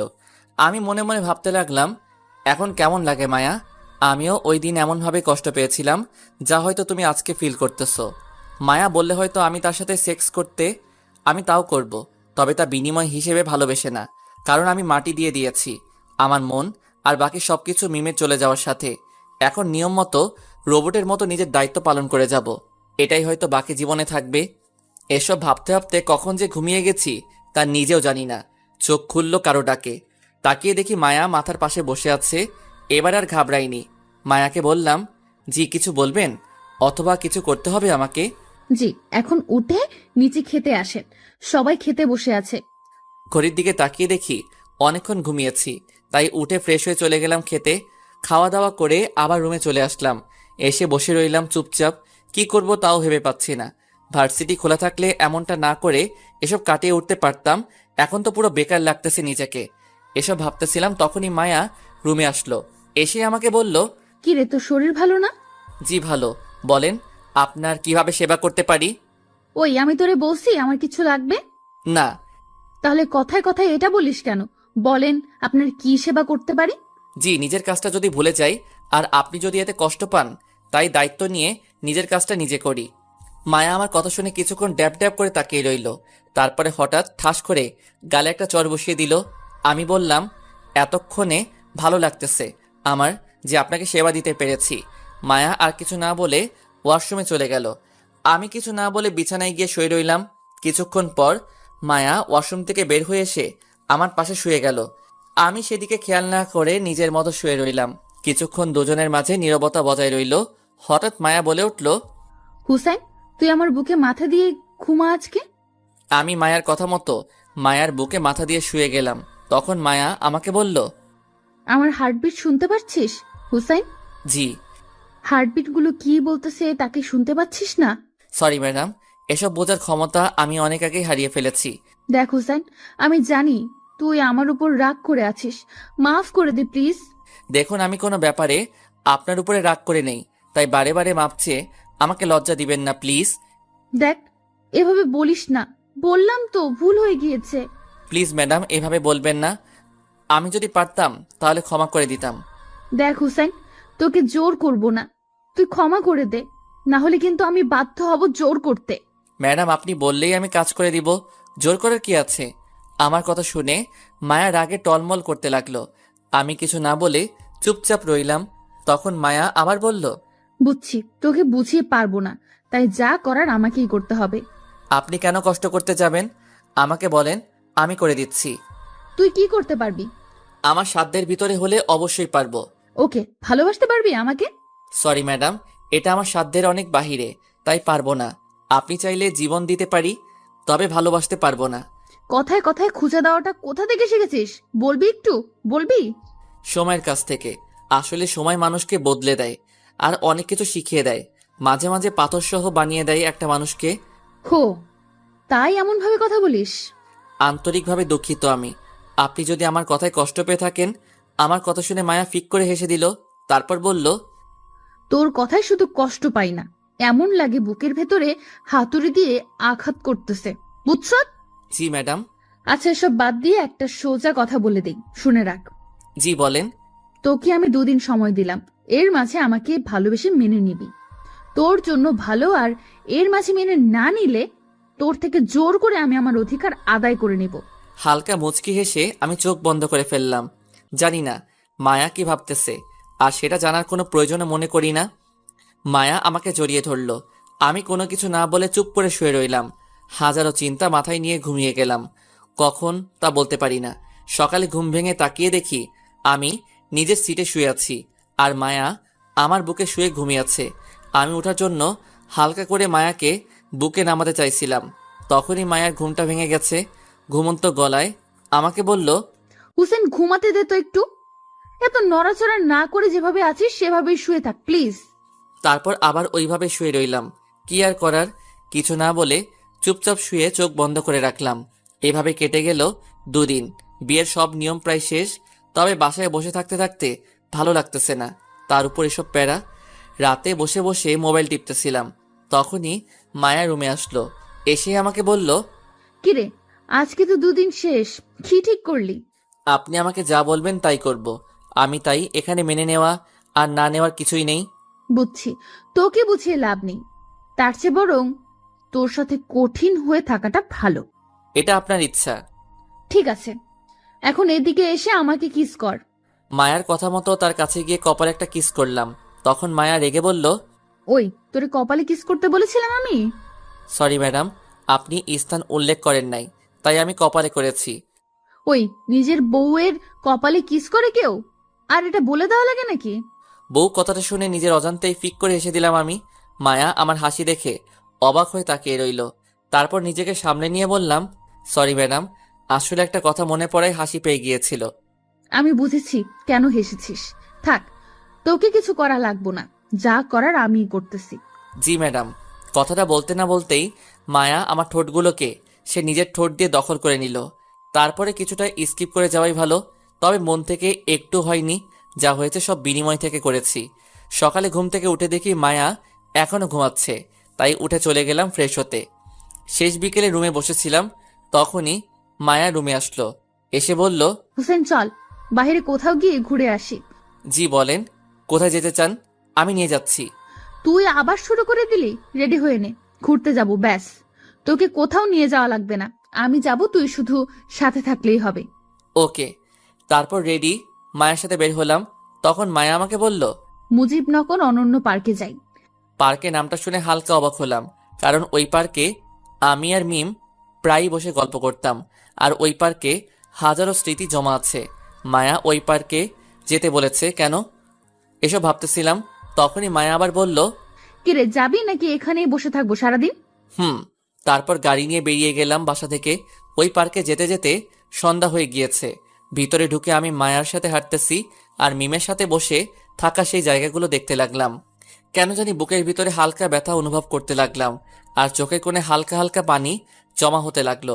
পানিগুলো মুছে হাঁটতে লাগলাম, কারণ এই পানিগুলোর কোনো মূল্য নেই পৃথিবীর কাছে, কারণ বেইমানি করে ফেলেছি তার সাথে। এখন অপরাধী হিসেবে বেঁচে আছি আমি। এসব ভাবতে ভাবতে আনমনে হাঁটতেছি। তখন মায়া ডাক দিয়ে বলল, কিরে, অতীতে চলে গেলি নাকি? আসলে শরীরটা ভালো লাগতেছে না। ও, আমি তো মনে করেছিলাম তুই মিমের কথা ভাবতেছিলি। আমি আর কিছুই বললাম না, চুপচাপ নির্বাক দর্শকের মতো কিছুক্ষণ কাটিয়ে আসলাম মায়ার সাথে। বাসায় এসে খাওয়া দাওয়া করে রুমে চলে আসলাম। খাওয়া দাওয়া শেষ করে আমি রুমে চলে আসলাম। মায়াও কিছুক্ষণ পর রুমে আসলো।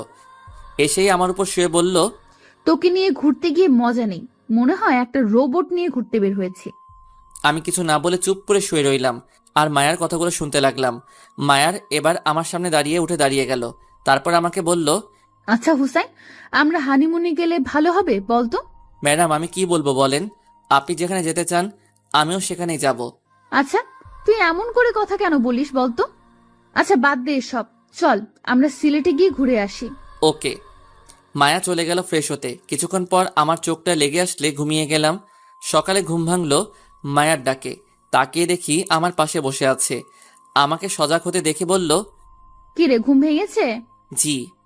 আচ্ছা উঠে রেডি হয়ে নে তাড়াতাড়ি, আমাদের বাসায় একটু যেতে হবে, আব্বু ডেকেছে আমাদেরকে। ওকে। তারপর রেডি হতে চলে গেলাম। ফ্রেশ হয়ে নাস্তা করে মায়াকে নিয়ে ওদের বাসায় গেলাম। সবার সাথে কুশল বিনিময় করা শেষ হলে আঙ্কেল আমাদের নিয়ে তার অফিসে গেল।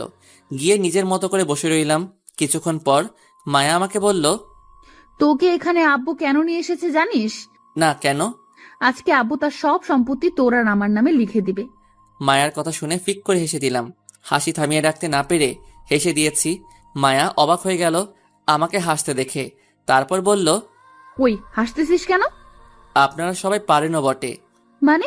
এখন একটা কথা মনে আসায় হেসে দিয়েছি। সরি অসময় হাসিটা দেওয়ার জন্য। ও, তা কি এমন কথা যা মনে পড়ে গেল এই সময়? ওই যে কথায় আছে না, জুতো মেরে গরুদান, এটা মনে পড়ে গিয়েছিল। হুসাইন, তুই এখানে শুরু হয়ে যাস না প্লিজ, বাসায় গিয়ে যা বলার বলিস। সরি ম্যাডাম, আমি তো মাত্র সত্যটা বললাম। তোরে নিয়ে আর পারি না সত্যি। বলেই মায়া রুম থেকে বেরিয়ে চলে গেল। আমিও সেই আগের মতোই বসে রইলাম। দুপুরে মোটামুটি অনেক লোকজন এসে উপস্থিত হলো, আরও অনেক রকম আয়োজন। বিকেলে আমার আর মায়ার নামে আঙ্কেল তার সব সম্পত্তি করে দিল। আমি কিছু না বলে শুধু মায়ার পাশে দাঁড়িয়েছিলাম। সবকিছু শেষ করে সন্ধ্যা হয়ে গেল। বাসায় আসতে আসতে বাসায় এসে ফ্রেশ হতে চলে গেলাম। ফ্রেশ হয়ে বেরিয়ে দেখি মায়া খাটে শুয়ে আছে। আমাকে দেখে বলল, কি রে, কেমন গেল দিনটা? ভালো। বলেই রেডি হতে লাগলাম। তখনই মায়া পেছন থেকে আমাকে জড়িয়ে ধরলো। আমি কিছু না বলে নিজের কাজ করতে ব্যস্ত। তখনই মায়া বলল, হুসেন তুই এমন করিস কেন? একটু ভালোভাবে কথা বললে কি হয়? সরি। আচ্ছা শোন, আর তো 1 মাস পরে রেজাল্ট দিবে, চল এই সময়টাতে হানিমুন শেষ করে আসি। ওকে। তাহলে 3 দিন পর আমরা যাব ঘুরতে, ঠিক আছে? মাথা নেড়ে হ্যাঁ বলে দিলাম। তারপর মায়া চলে গেল ফ্রেশ হতে। আমিও বসে বসে মোবাইল টিপতে লাগলাম। তারপর কেটে গেল এভাবে 1 মাস। এদিকে রেজাল্টও বেরিয়ে গিয়েছে। হানিমুন সহ বাকি সবকিছু শেষ করে ফেললাম। কিন্তু মায়ার সাথে সেই আগের মতোই আচরণ করি, একটু বদলাইনি। কারণ মায়া যা করেছে তা ক্ষমা করার না। তবে এটা ভেবে ভালো লাগতেছে যে কালকে ভার্সিটিতে গিয়ে মিমকে দেখতে পাবো। এসব ভাবতে ভাবতে ঘুমিয়ে গেলাম। সকালে উঠে ফ্রেশ হয়ে নাস্তা শেষ করে ভার্সিটির উদ্দেশ্যে বেরোতে যাব। তখনই মায়া পিছন থেকে ডাক দিয়ে বলল, আমাকে নিয়ে যাবি নাকি বউকে রেখেই চলে যাবি? আমি কিছু না বলে চুপচাপ দাঁড়িয়ে রইলাম। কিছুক্ষণ পর মায়া আসলে তাকে সাথে নিয়ে ভার্সিটিতে গেলাম। ভিতরে গিয়ে সবার সাথে কথা বলে চুপচাপ ক্লাসরুমে বসে রইলাম। কিছুক্ষণ পর ক্লাস শুরু হয়ে গেল, কিন্তু মিম এখনো আসেনি। বিকেলে ক্লাস শেষ করে গেটের কাছে দাঁড়িয়ে দেখতে লাগলাম মিম আসলে এসেছে কিনা, কিন্তু না, মিমকে দেখতে পাইনি। অবশেষে তিশাকে আসতে দেখে সেখান থেকে সরে গিয়ে একটু দূরে দাঁড়িয়ে রইলাম। তারপর মায়াকে নিয়ে বাসায় চলে আসলাম। মিমকে দেখতে না পেয়ে মনে একটা ভয় কাজ করতে লাগলো। তাও নিজেকে সান্ত্বনা দিয়ে বললাম, আজকে হয়তো আসেনি, কালকে আসবে। এসব ভাবতেছিলাম, তখনই মায়া বলল, কিরে, কি এত চিন্তা করতেছিস? না এমনি। ও আচ্ছা, ঘুমা। তারপর এসব ভাবতে ভাবতে ঘুমিয়ে গেলাম। সকালে উঠে ফ্রেশ হয়ে মায়াকে নিয়ে ভার্সিটিতে গেলাম। মায়া ভিতরে চলে গেল। আমি মাঠের এক কোণে দাঁড়িয়ে নীরবে দু চোখে মিমকে খুঁজতে লাগলাম, কিন্তু মিমের নাম গন্ধ নেই। কাউকে কিছু জিজ্ঞাসা করতে পারতেছি না, তাই নীরবেই চারপাশে দেখতে লাগলাম। হঠাৎ পিছন থেকে কাঁধে হাত রাখলো, তাই হালকা ঘাবড়ে গেলাম। পিছনে তাকিয়ে দেখি মায়া। আমাকে এভাবে ঘাবড়াতে দেখে মায়া বলল, আরে ভয় পাস না, আমি। কিছু বলবেন? তুই যাকে খুঁজতেছিস সে এই ভার্সিটিতে আর আসবে না। মানে? মানেটা হলো মিম ভার্সিটি থেকে টিসি নিয়ে চলে গিয়ে অন্য আরেক ভার্সিটিতে ভর্তি হয়েছে, তাই তাকে খুঁজে লাভ নেই। তো আমি কি করব? সে যা মন চাই করুক, তাতে আমার কি? বলে সেখান থেকে সোজা ভার্সিটির ভিতরে চলে এলাম। প্রচুর কান্না পাচ্ছে এখন কেন জানি, তাও সবকিছু চেপে গেলাম নিজের ভিতরে। আমার জন্য একটা মেয়েকে ভার্সিটি বদলে ফেলতে হলো। মায়ার উপর রাগটা বাড়তে লাগলো। ভিতরে পাথরটা আরো বড় হয়ে গেল। কিছু না বলে চুপচাপ বসে রইলাম। এমন লাগতেছে নিজের জীবনের মানেটা হারিয়ে ফেলেছি। কিভাবে পারলাম এটা করতে? এখন খোদার কাছে একটাই দোয়া, মরণটা যেন তাড়াতাড়ি হয়। নিজেকে নিজের ভিতর বন্দি করে নিয়েছি। কিভাবে পার করব এই অপরাধ বোধটা নিয়ে? এইভাবে চলতে লাগলো দিনগুলো। নিজেকে এখন অনেক শক্ত করে নিয়েছি। মায়া এখনো পারেনি আমার ভালোবাসা আদায় করতে। এইভাবে কেটে গেল 6 মাস। বিকেলে আমি ঘুমাচ্ছিলাম, তখনই মায়া এসে ডাকতে লাগলো। আঙ্কেল নাকি হঠাৎ অসুস্থ হয়ে গিয়েছে, তাই উঠে হসপিটালে গেলাম। শেষ রাতের দিকে আঙ্কেলের সাথে কথা বলার সুযোগ হয় সবার। আঙ্কেল সবার সাথে কথা বলে শেষে আমাকে আর মায়াকে তার কাছে ডেকে নিয়ে যায়। ভিতরে গিয়ে আঙ্কেলের পাশে বসতেই আঙ্কেল আমাকে বলল, হুসাইন, আমি যতদিন পর্যন্ত সুস্থ না হই ততদিন তুমি আমার অফিসটা সামলাও বাবা। আঙ্কেল, মায়া সবকিছু সামনে নিবে, আপনি চিন্তা করবেন না। দেখো, মায়া বা তুমি দুজনের একজন সামনে নিও, এতটুকুই। আর ভার্সিটির পড়া শেষ হলেই তোমাকে অফিসে বসতে হবে না, মনে রেখো। আমি কিছু না বলে চুপচাপ বসে রইলাম। তারপর আরো কিছুক্ষণ কথা বলে রুম থেকে বেরিয়ে আসলাম। তখন মায়া বলল, আমি মেয়ে হয়ে অফিস সামলাবো আর তুই কি করবি? দেখুন, আপনার আব্বুর অফিস, তাই আপনি সামলালেই ভালো হবে, না হলে পরে আবার। কথাটা বলতে গিয়েও থেমে গেলাম। তারপর বললাম, তার চেয়ে ভালো আপনি সামলান। মায়া হয়তো বুঝতে পেরেছে কি বলতে চেয়েছি, তাই রাগী মুখ নিয়ে আমার দিকে তাকিয়ে বলল, তুই না বলিস আমি যা বলবো তুই তাই শুনবি? বলেন, কি করা লাগবে? কাল থেকে বাবা সুস্থ হওয়ার আগ পর্যন্ত তুই অফিস সামলাবি। কি আর করার, তাই হ্যাঁ বলে দিলাম। তারপর সকালে বাসায় চলে আসলাম। এসে ফ্রেশ হয়ে চলে গেলাম অফিসে। ম্যানেজার সবকিছু বুঝিয়ে দিয়েছে, তাই অত একটা অসুবিধা হয়নি। দুপুরে লাঞ্চ টাইমে মায়া অফিসে এসে হাজির খাবার নিয়ে। কিছুটা আজব লাগলো, এখানে খাবার আনার কি আছে? সবাই খেতে চলে গেল। তখন মায়া আমাকে খাবার রেডি করে দিতে দিতে বলল, সরি সকালে ওইভাবে কথা বলার জন্য। আরে না, ঠিক আছে। দেখ, তুই একটা বিষয় নিয়ে রাগ করে আছিস সেই প্রথম থেকে, আবার এটা নিয়ে রাগ করে বসে থাকিস না। আমি কারো উপর রাগ করি না। আচ্ছা, তাহলে আজকে তোকে আমি খাইয়ে দেব। তারপর প্লেটটা নিয়ে নিজের হাতে খাইয়ে দিতে লাগলো। আমি কিছু না বলে চুপচাপ খেতে লাগলাম। খাওয়া দাওয়া শেষ করে মায়া আমাকে বলল, শোন, আজকে তোর আর হসপিটালে যাওয়ার দরকার নেই, তুই বাসায় গিয়ে রেস্ট করিস। আমি কাল বা পরশু চলে আসবো বাসায়। ওকে। মায়ার যাওয়ার আগে জড়িয়ে ধরলো। আমি কিছুটা ঘাবড়ে গিয়ে বললাম, এটা একটা অফিস, কেউ চলে আসতে পারে। কেউ আসবে না, আর আসলেও সিসি ক্যামেরায় দেখা যাবেই। আর বেশি কথা না বলে চুপচাপ জড়িয়ে ধর আমাকে। আমি আর কিছু না বলে চুপচাপ দাঁড়িয়ে রইলাম। কিছুক্ষণ পর মায়া চলে গেল। আমি আবার অফিসের কাজে মন দিলাম। তারপর অফিসের কাজ শেষ করে বাসায় চলে আসলাম। যাক, অনেকদিন পর ভালো লাগতেছে মায়াকে রুমে না দেখে। এভাবে কেটে গেল 3 বছর। ভার্সিটি লাইফ শেষ করে কিছুদিন হলো আঙ্কেলের বিজনেসে হাত দিয়েছি। সবকিছু স্বাভাবিকভাবে বদলে গিয়েছে, শুধু মায়া আর আমার সম্পর্ক ছাড়া। কারণ আজও মায়াকে মাফ করতে পারিনি আমি। কারণ মায়াকে মিমের কাছে মাপ চাইতে হবে, আর মিম যদি মায়াকে মাফ করে তবেই আমি মায়াকে মাফ করব। বিকেলে অফিস থেকে বাসায় চলে এসেছি, ভালো লাগতেছে না। আমাকে দেখে মায়া বলল, কিরে, তুই এত তাড়াতাড়ি চলে আসলি, শরীর খারাপ নাকি তোর? না, আমি ঠিক আছি। এমনি ভালো লাগতেছে না, তাই চলে এসেছি। আচ্ছা ঠিক আছে, তুই বসে থাক, আমি তোর জন্য পানি নিয়ে আসতেছি। না লাগবে না, আমি ঠিক আছি। তোর কি মন খারাপ? না ম্যাডাম, আমি ঠিক আছি। আজকে তো মিমের বার্থডে, তাই তোর মন খারাপ, তাই না? আমি কিছু না বলে চুপচাপ বসে রইলাম। আসলেই আজকে মিমের বার্থডে, তাই মনটা খারাপ। তখন মায়া বলল, তুই আর কতদিন মিমকে মনে রাখবি বলতো আমাকে? মায়ার কথা শুনে হালকা মুচকি হাসি দিয়ে চুপ করে বসে রইলাম। তখন মায়া বলল, আমার কথাটা শুনে মায়া রাগে গজগজ করতে লাগলো। তারপর আমাকে বলল, আচ্ছা তুই কি চাস বলতো হোসেন? কিছুই না। হোসেন আমার দিকে তাকাতো একটু।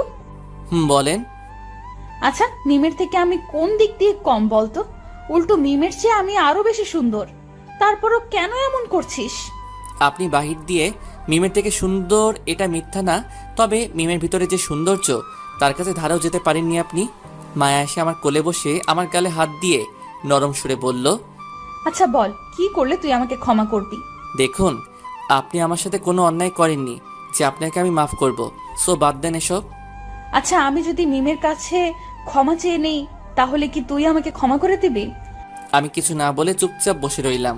মায়া আমার দিকে কিছুক্ষণ তাকিয়ে থেকে গালে একটা কিস করলো। আচ্ছা আমি মিমকে খুঁজে বের করে তার কাছে ক্ষমা চেয়ে নেব, তারপর তোকে বোঝাবো কত ধানে কত চাল। বলেই উঠে চলে গেল মায়া, আর আমি ফ্রেশ হতে চলে গেলাম। দুদিন পর দুপুরে অফিসে বসে কাজ করতেছি, তখনই দরজায় কেউ নক করলো, তাই বললাম, ইয়েস কামিং। তখনই দরজা ঠেলে মিম রুমে আসলো। আমি অবাক হয়ে গেলাম মিমকে 4 বছর পর দেখে। মিম রাগী মুখ নিয়ে আমার দিকে এগিয়ে এসে আমার গালে ঠাস করে একটা চড় বসিয়ে দিল।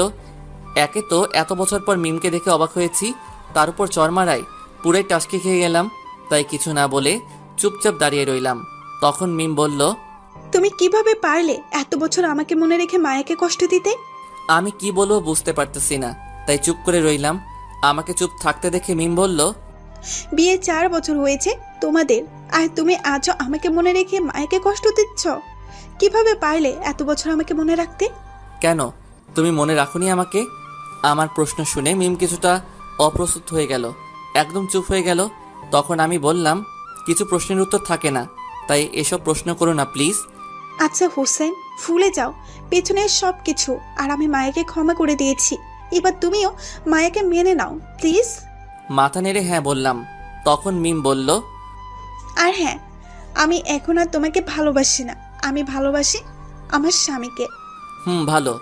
শোনো হোসেন, সব গল্পের ইতি হবে এমনটা তো কোথাও লেখা নেই। কিছু গল্প অসমাপ্তই, তাতে কি? আচ্ছা, তোমাকে এখানে এনেছে কে? কে আবার?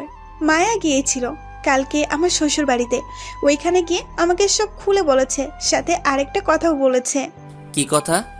আমাদের ভালোবাসার কাছে নাকি মায়া হেরে গিয়েছে। কথাটা শুনে একগাল হেসে দিলাম। মিমও হেসে দিল আমার সাথে সাথে। তখনই মায়া রুমে ঢুকলো, আর আমাকে হাসতে দেখে রাগী মুখ করে বলল, ওই আমি যখন হাসতে বলি তখন ওই হাসিগুলো কোথায় থাকে? আমি হাসি থামিয়ে দিয়ে চুপ হয়ে গেলাম। তখন মিম বলল, হোসেন, তুমি মায়াকে একবার ভালোবেসে দেখো, সে আমাকে ফুলিয়ে দেবে, এত ভালোবাসবে তোমাকে। কিছু না বলে শুধু মাথা নেড়ে হ্যাঁ বললাম। আচ্ছা তাহলে আমি এখন আসি, সন্ধ্যায় আবার দেখা হবে। ওকে। তারপর মিম চলে গেল। মায়া আমার দিকে রাগী চোখ করে তাকিয়ে বলল, আমি হাসতে বললে তুই বলিস আমি হাসতে পারি না, আর এখন অন্যের বউয়ের সামনে তো ঠিকই হাসাহাসিতে মেতে উঠেছিস, লুচ্চা কোথাকার। এই জন্যই তোর আর মিমের মাঝে আকাশ জমিন পার্থক্য। মানে আবার কি করলাম? দেখ মিম, এত বছর পরে আমাকে দেখে এখনো তুমি করে বলে, আর তুই এখনো স্বামীকে সম্মান দিতে শিখলি না। নিজের হাজবেন্ডকে কেউ তুই তুকারি করে? দেখ, এমনিতেই 4 বছর জ্বালিয়েছিস, এখন এসব ফাউল কথা বললে ঘুষি মেরে নাক ফাটিয়ে ফেলবো। ওকে, মিমকে কি রাতে বাসায় আসতে বলেছিস নাকি? আর চল, এখন অফিসের সবাইকে ছুটি দিয়ে বাসায় যেতে হবে, প্রচুর কাজ করতে হবে। কিসের কাজ?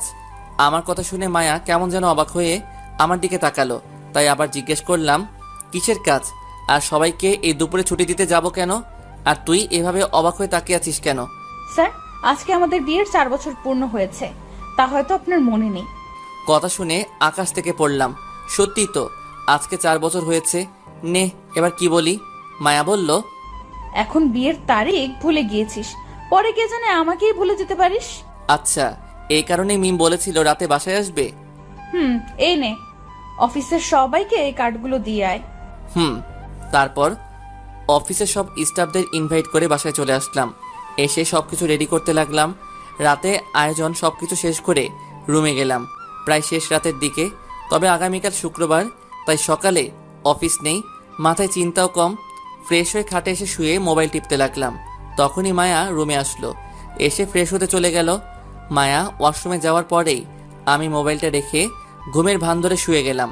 কিছুক্ষণ পর মায়া হঠাৎ আমার বুকে হাত রাখলো, তারপর বুকের লোমগুলো জোরে একটা টান মারলো। ব্যাস, ঘুমের ভান ছুটে গেল। ব্যথায় কাকিয়ে উঠে মায়াকে জিজ্ঞেস করলাম, মেরে ফেলবি নাকি? কি নাটক করা শেষ? নাটক করলাম কখন? আর এভাবে লোমে ধরে টান দিয়েছিস কেন? মন চেয়েছে তাই। আর একটা কথা বলবো বলে তোকে সজাগ করেছি। কি বলবি বল। তুই নিজের কানটা এদিকে আন। মায়ার মুখের কাছে কানটা নিয়ে বললাম, বল এবার। তোর ছোট বোন একটা ভাতিজা চায়। সত্যি বলতেছিস? তাই তো তোকে বললাম। ওর শখ কি পূরণ করবি তুই? মায়া মাথা নেড়ে হ্যাঁ বলে মাথাটা নিচু করে রাখলো। তাই আমি বললাম, তো কি আর করার, চল। ছোট বোনের আবদার বলে কথা, তারপরে যা হওয়ার তাই। আর পড়া